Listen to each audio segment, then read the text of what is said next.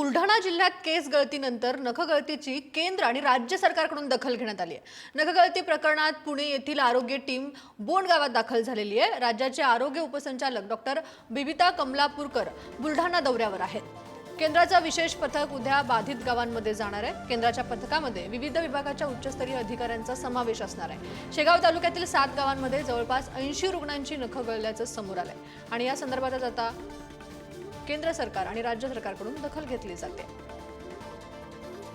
केंद्र शासनाने एक 8-9 सदस्यीय टीम गठीत केलेली आहे, ज्याच्यामध्ये आरोग्य विभागाचे काही अधिकारी आहेत, कृषी संशोधनाचे काही अधिकारी आहेत आणि फूड सेफ्टी वगैरे असे 8-9 लोकांची टीम आहे। जलजीवन मिशनचे पण एक अधिकाऱ्याचा त्याच्यामध्ये समावेश आहे। हे मंडळी उद्या परवापर्यंत शेगावमध्ये दाखल होतील आणि त्यांच्या पद्धतीने रिसर्च करतील की नेमकं हे काय चाललंय, कशामुळे केस गळती, नख गळती हा प्रकार घडतोय। केस गळाले तरी परत येतील आणि नख जरी गळाले तरी परत येतील। आणि एक आनंदाची गोष्ट अशी आहे की 2-3 आठवड्यापूर्वी ज्या लोकांची नख गळती सुरू झाली होती त्यांना आता नव्यानं परत नख येत आहेत। त्याच्यामुळे लोकांनी घाबरून जाण्याची गरज नाही।